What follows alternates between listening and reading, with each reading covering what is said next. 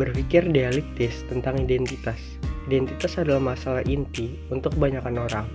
Ini adalah tentang siapa kita dan orang lain berpikir apa tentang kita. Dengan kondisi ini, ada banyak gambaran yang dibuat oleh para ahli komunikasi dalam memahami identitas. Gardiner dan Komatsky melihat identitas sebagai definisi dari seseorang sebagai individu yang berbeda dan terpisah, termasuk perilaku, kepercayaan, dan sikap.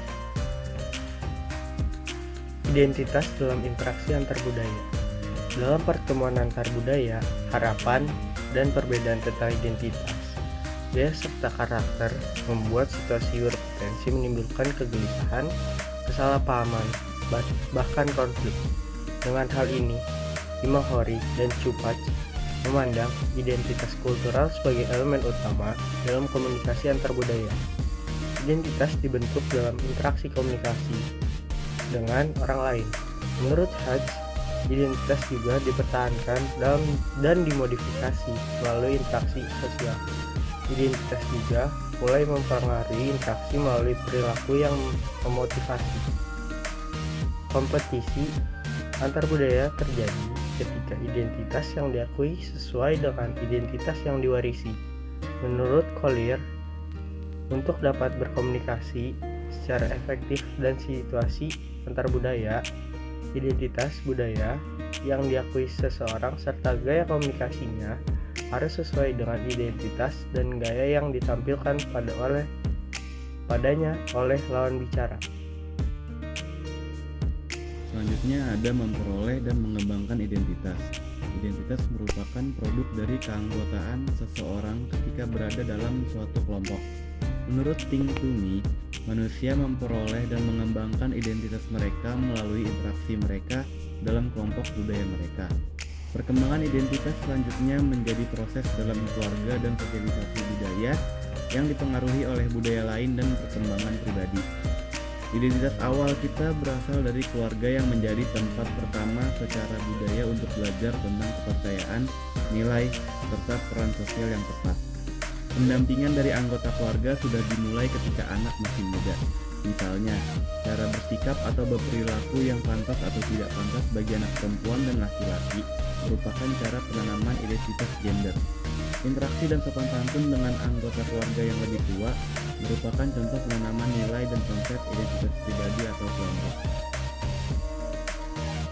Dari perspektif teoritis, ini menawarkan model 3 tahap untuk memahami pertumbuhan identitas. Meskipun pada awalnya model ini difokuskan pada identitas etnis di kalangan remaja, namun dalam prakteknya dapat digunakan dalam pemerolehan dan pertumbuhan identitas kultural. Tahap pertama untuk identitas etnis yang tidak diketahui ditandai dengan kurangnya eksplorasi terhadap etnisitas. Pada tahap ini, seseorang tidak tertarik untuk menampilkan identitas pribadinya. Pada kondisi etnis minoritas, ketidaktertarikan ini didorong oleh keinginan untuk menyembunyikan identitas etnisnya serta untuk mengidentifikasi budaya mayoritas. Tahap kedua adalah pencarian identitas. Pada tahap ini, seseorang memulai tertarik untuk mempelajari dan memahami identitas etnis mereka. Pergeseran dari satu tahap ke tahap berikutnya dipengaruhi oleh berbagai stimulasi. Perlakuan komunikasi lintas budaya, diskriminasi dapat memicu seseorang dari kalangan minoritas untuk menunjukkan identitas etnis mereka. Perspektif dalam melihat identitas dan komunikasi. Secara umum terdapat 3 perspektif dalam memandang hubungan komunikasi dan dengan identitas, sebagaimana yang diungkapkan oleh Martin dan Yakama, yaitu pertama, perspektif ilmu sosial yang melihat the self berada pada sebuah kebiasaan statis yang bersifat relatif dan terkait pada beberapa komunitas budaya di mana seseorang mempunyai rasa memiliki seperti nasionalitas, ras, etninitas, agama, gender, dan lain-lain.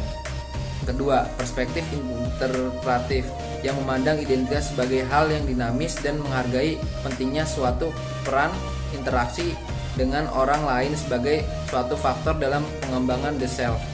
Ketiga, perspektif kritis yang memandang identitas yang lebih dinamis, yaitu sebagai hasil diri dunia sosial yang di dalamnya terjadi sebuah pertarungan sejarah identitas.